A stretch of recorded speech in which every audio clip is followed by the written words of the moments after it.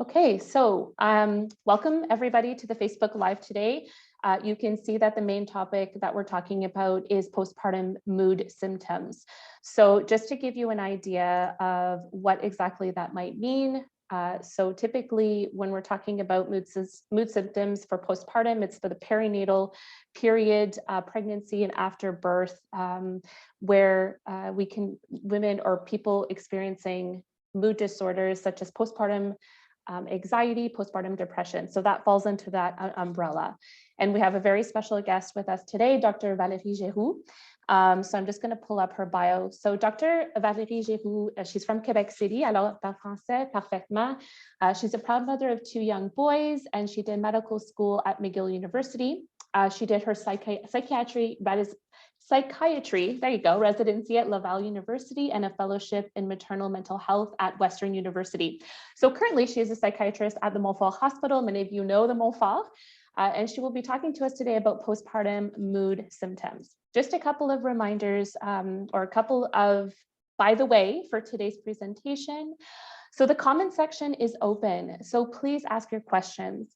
S'il vous plaît, demandez des questions. On va faire la présentation. Et oui, ça va être en anglais, mais on peut prendre vos questions en français puis en anglais, et on va répondre en français ou en anglais.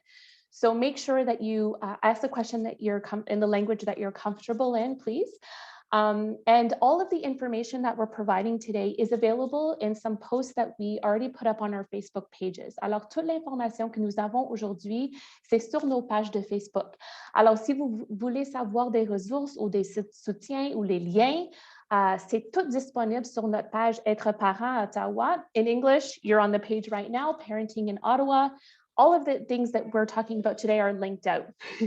If you hear a small child in the background, that's mine.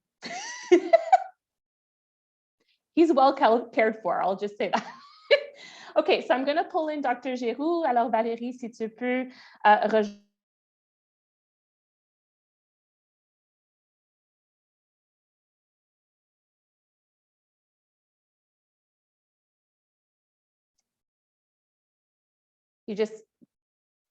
I'm going to unmute you. There you go. Okay, hi. So my name is Dr. Valérie Giroux.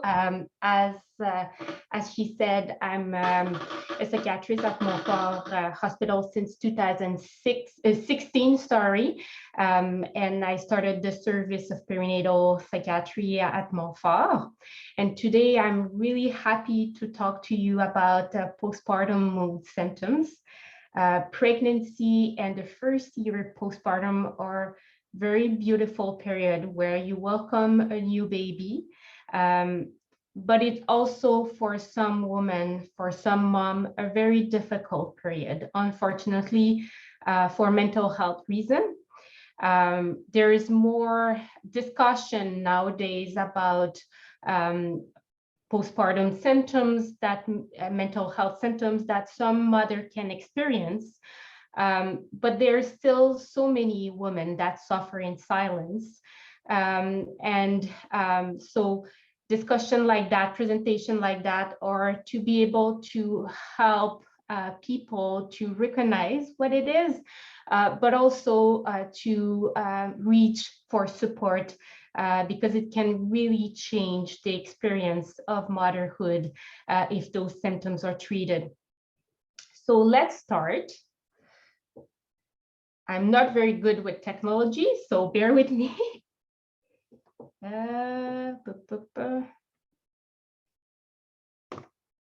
Not sure how to switch slide. Okay, I found it. So if we talk about the statistic of mental health disorder during pregnancy and postpartum, so it's about 15 to 20% of women in the general population, known or not known to have mental health disorder before, that would experience mental health disorder during the period of pregnancy and or postpartum.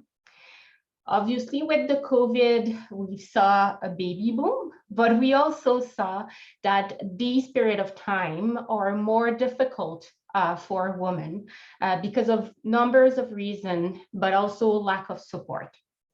For women who have a baby that unfortunately had to go to the NICU, so neonatal intensive care unit, it's a number that is higher. So it's up to 40% of those moms that will have mental health issue. And so in general, the prevalence or the numbers of people with experience, the percentage of people with experience mental health disorder increase for depression, anxiety disorders such as generalized anxiety, panic attack disorder, obsessive compulsive disorder, also adjustment disorder, which is a mental health disorder when you experience some mood or anxiety symptoms because of a big stressor in your life. And if that stressor is removed, then those symptoms will resolve. But there is also increased prevalence of post-traumatic stress disorder. And just having a traumatic experience of birth can also increase that risk. So if we look more closely about the mood disorder during that period, there is an increased risk of major depressive episode from to 10 to 20%. But with the pandemic, it's much more higher. It's around 35% with pandemic. And in terms, I've seen as high as 40 to 50% of depressive symptoms per se. So it's way more high. Bipolar disorder, it's a disorder that people will have mania, depression. So it's another form of mood disorder.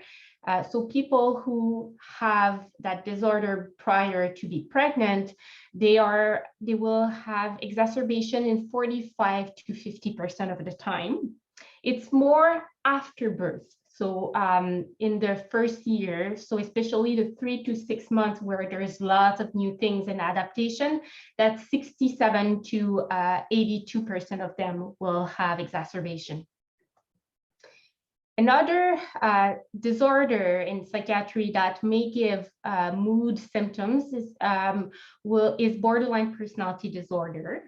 And during being a new mom comes with like also looking back at your own childhood. And if often with people who have borderline personality disorder, they don't have they have some trauma in their history, and some of them also have difficult traumatic experience with their parents.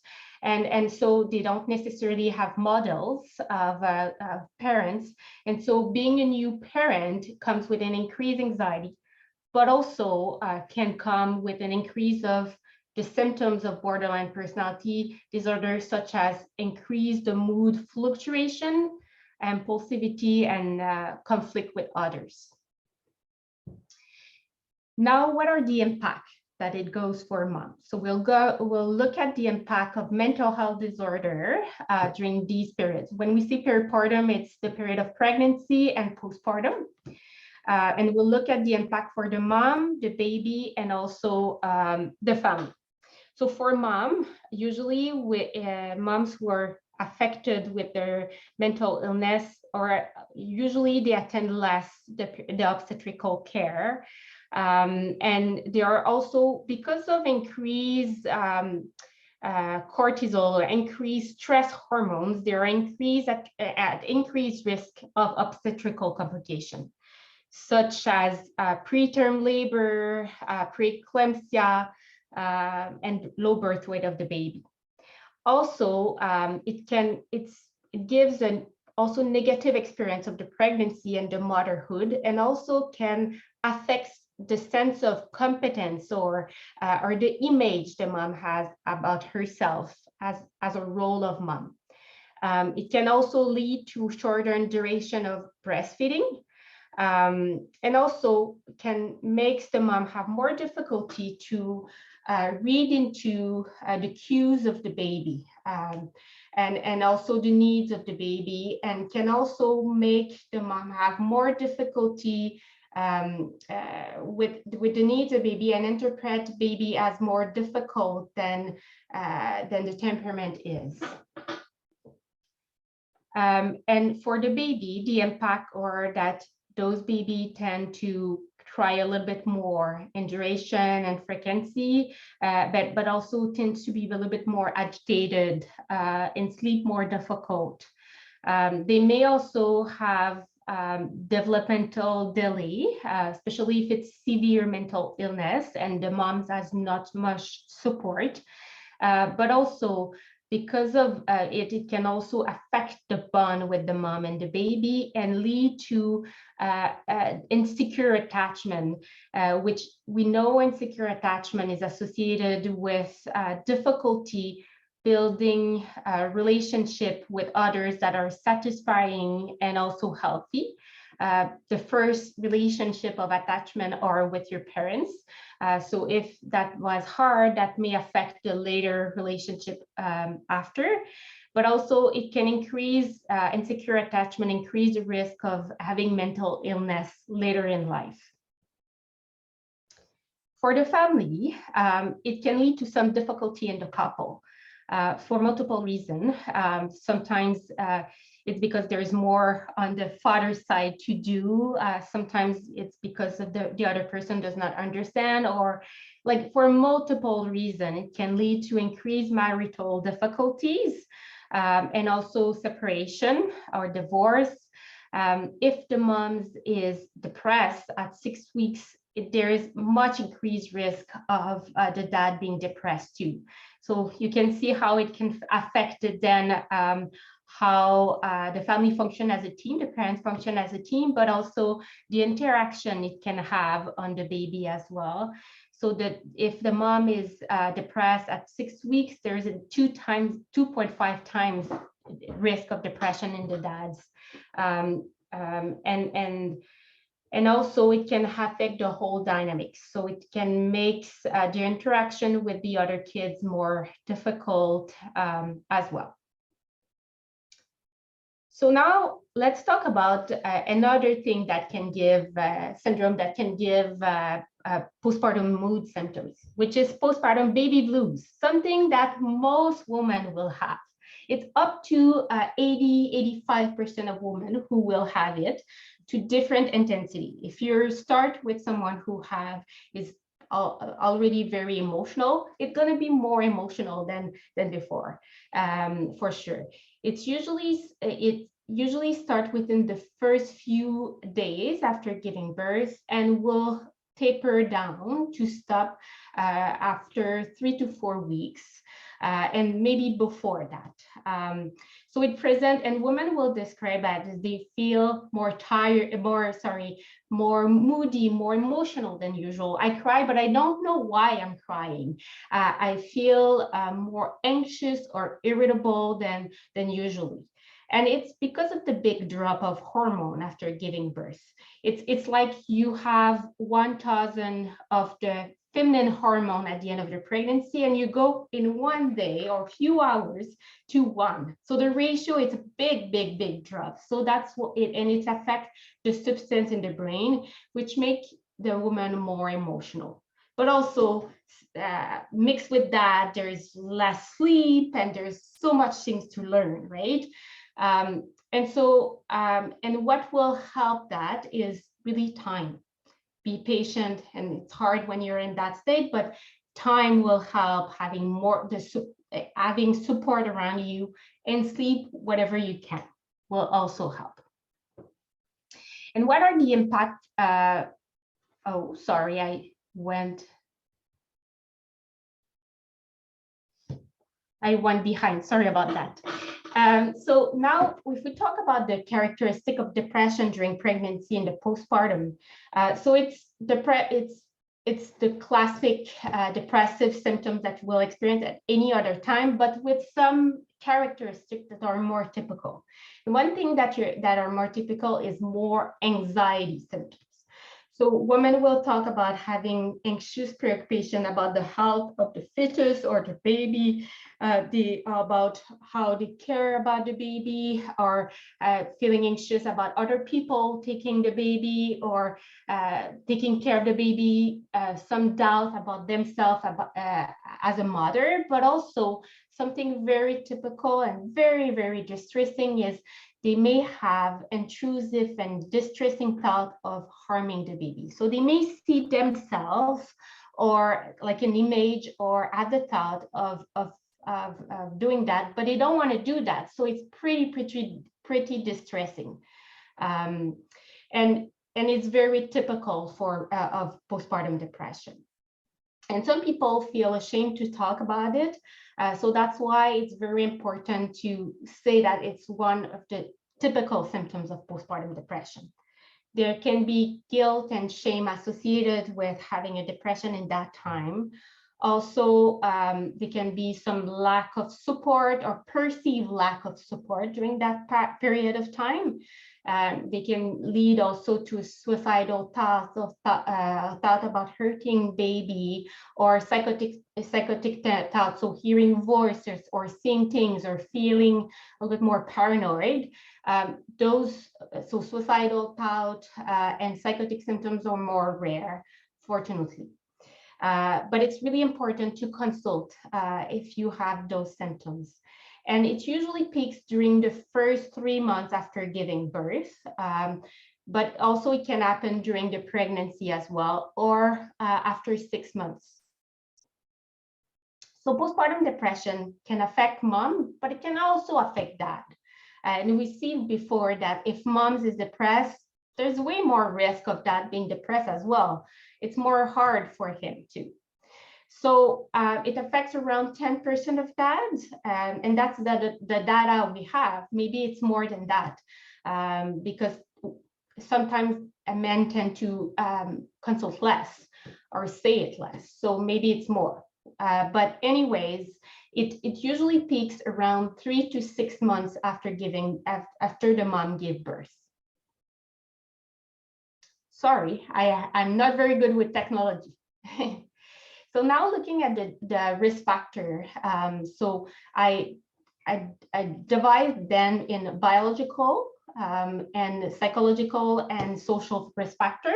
So the first one in terms of biological, so having past history of depression or anxiety, or someone in the family who have depression or anxiety, can be a risk factor, or having obstetrical complication as well, or having a baby that went to NICU as well.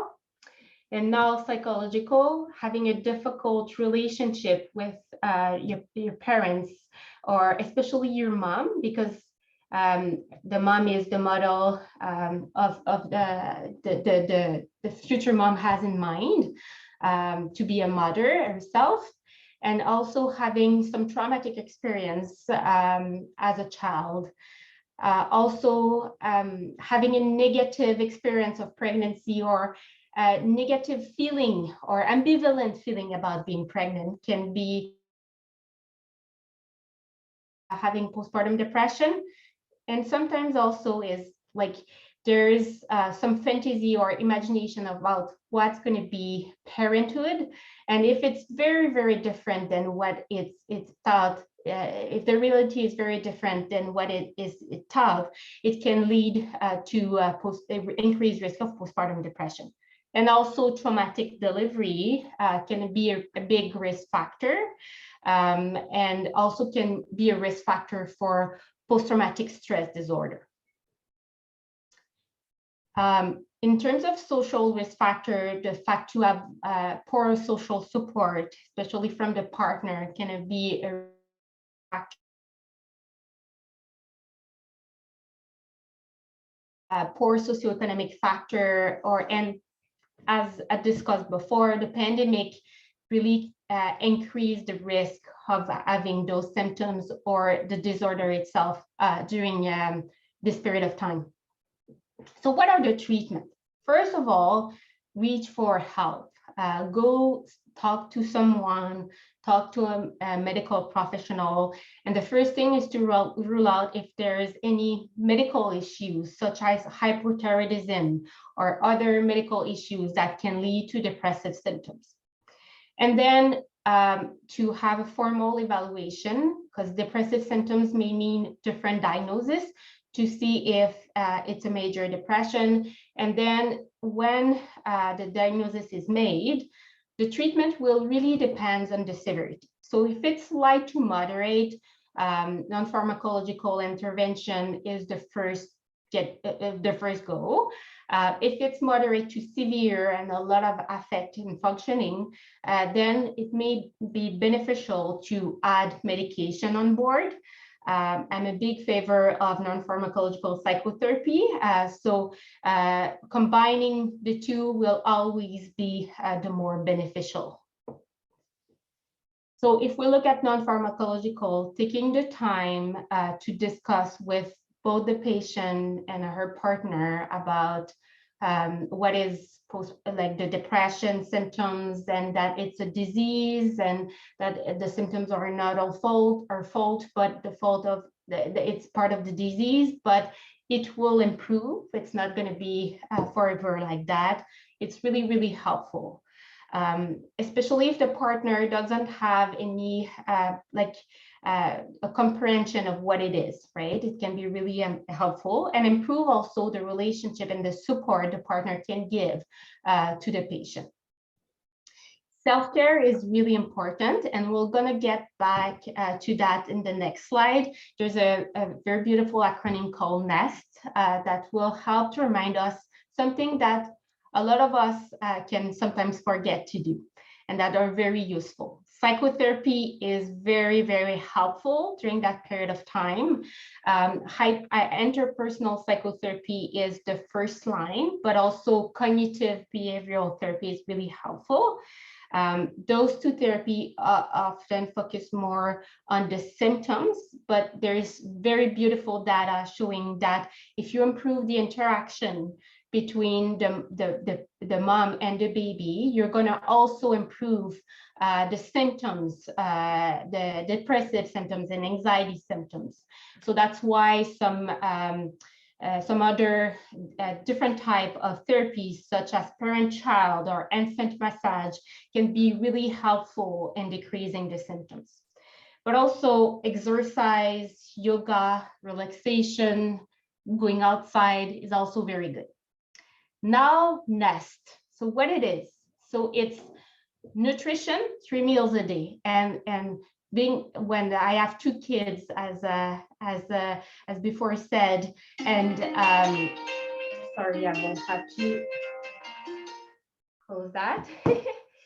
So sometimes thinking about eating the 3 meals a day, especially that when the baby is very young, it may be difficult, but something that can make a big difference, because you have more energy when you eat regularly, for sure. And also nutrition, the mood, but because there's because if you're hungry, you can be more anxious for some people who are more vulnerable to that. But also, if you take antidepressant medication, they will not be well assimilated as much if you're not eating regularly. And sometimes when eating 3 meals a day may be difficult, replacing it with Boost or with smoothies can be a good start. Also, exercise. I know having a new baby, it's hard to think about exercise because you're tired and you don't have much time, but it can be as simple as going outside and walking with your baby. Sleep and rest. So sleep whenever you can. When baby is sleeping, for yourself than doing the laundry sometimes, and can be very good for your mental health. Time for self, something that may be hard, but it can be as little as 10 minutes a day when the dad is coming back from work. right? Just to be able to go outside, take a walk, or maybe just go in your bedroom and just nap a little bit. And social support is really, really important. Finally, I just want to say that postpartum mood symptoms or is something that can happen to anyone. And please don't suffer in silence, and reach for help, for support. Thank you very much. Merci, Dr. Giroux. Thank you. So if you can unshare your screen, Dr. Giroux, that way the both of us will be present on the screen together. Okay, let me just double check that that actually did work. Just one sec.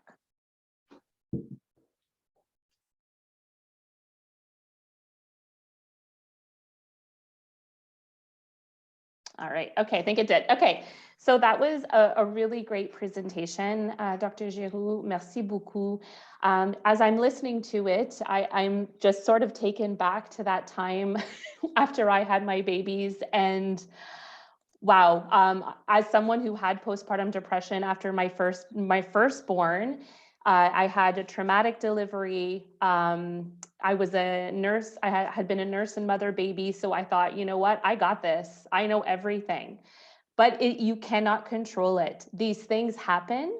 And 3 months postpartum is when I finally saw my practitioner, which was a little bit long to wait. But with medication, with therapy, eventually the light came out again. So I think it's important to remind parents, like when you're expecting and you have this idea or this image of what things are going to look like and how you're going to be as a new mom, erase that. You know, like hunkering down with your baby in the early weeks, let someone else do the laundry. You know, don't worry about your house being a mess. Don't worry that your clothes are dirty with breast milk or formula. It doesn't matter. These are the times that will be so short, but they feel so long in the moment. So by the time I had my second child, I sort of remembered all that, but it took a really long time to acclimatize to new parenthood and lowering the expectation that we place on ourselves, especially as women, where we try to do everything, guilty. That's where the change, you sort of need to change your mind frame a little bit going into the postpartum period, that you are not going to be doing those things for a little bit. Yeah. So, and that's okay. So I think it's so important for new parents to understand that this isn't your fault. You cannot stop this really from happening, but you can sort of have the preparation and the supports ready when you need them. So I really appreciated that presentation. So I do have a couple of questions. Go ahead. Yeah, I'm just going to double check the chat to make sure there's not extra. Okay, so one of the questions that came in was, Dr. Giroux, is there a treatment for PPD, PPA? Is it the same as MDD, GAD? Or is there something specific for postpartum people? The treatment, so the treatment for major depressive, in terms of medication, it will be the same. The treatment for depression or anxiety disorder that you have at other period of time. The psychotherapy might differ because you will integrate also some aspect of the relationship you have with the baby, right? But the treatment in terms of pharmacotherapy, if it was the question, it's the same. So it's antidepressant. So antidepressant treat both depressive symptoms and anxiety disorder as well. Okay, excellent.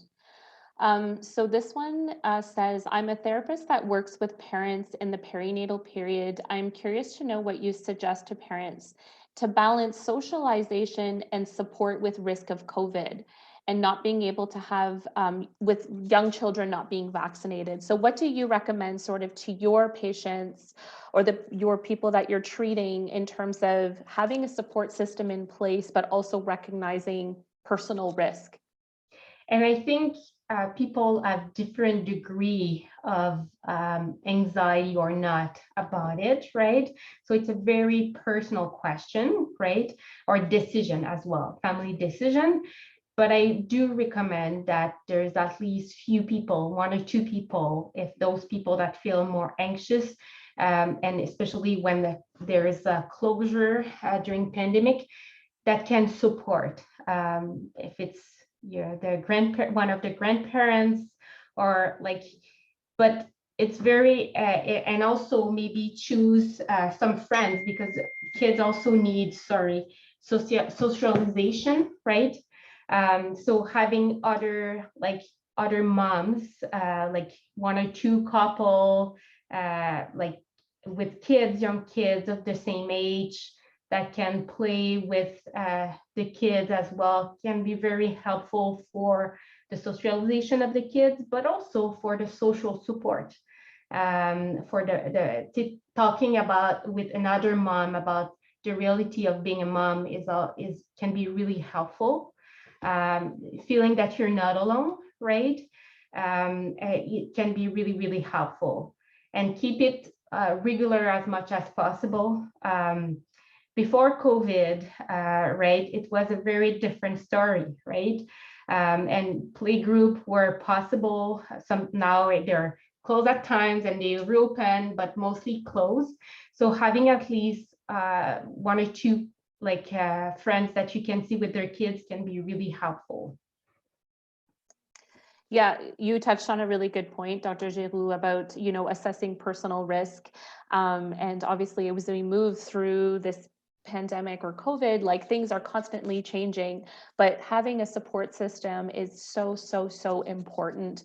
And from what I've seen from my children being new to babies, to having playgroups to attend, social circles with moms, walking at the mall, to that being completely gone, this is contributing to that rise in postpartum depression and postpartum mood disorders, because not having that is taking away something very important that new parents very much need. So assessing your personal risk about choosing 1 to 2 people in your household or with you that can be there to support you is so, so important. I cannot emphasize that enough. Okay, so we'll do a couple more questions if you have time. Sure. Okay, so can I take antidepressants when I'm breastfeeding? I just really want to do what is best for my baby. So there is, one thing to know is that there's something called relative infant risk. So it's kind of the percentage of the medication that is going to breast milk. So there are some antidepressants that are more safe than others. So always consult with your doctor about that. But there's certainly antidepressant, and if I can say, in the class of SSRI, so serotonergic agent, are considered to be relatively safe while breastfeeding, as there is less than 10% excreted through breast milk. So to really verify with your with your doctor, and there's certainly antidepressants that are safe during that period. Awesome. Okay, that's a great answer. My baby is 6 weeks old. We were very ready for him. We wanted this baby for so long, but something is wrong. I'm not falling in love with my baby. Can this be postpartum depression? There's so much imagination that you're going to bond directly with your baby, right? But it's not always the case. Yes, it can be postpartum depression, but there's sometimes people need a little bit more time to fall in love and to to connect with that little baby. When baby are more interactive, they start smiling, it's more easy to kind of connect and bond with them, right? 6 weeks, the smile maybe started or will start very soon. So things will be easier. Something to know is that we are all different, right? And there's some people that will like all the ages, and some people won't.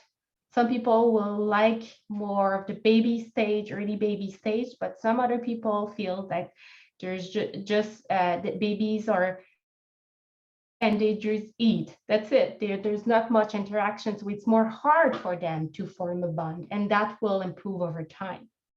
But certainly, postpartum depression can lead to difficulty bonding with the baby, but also postpartum anxiety can make it hard as well. So it's really to look if those symptoms, how's your mood?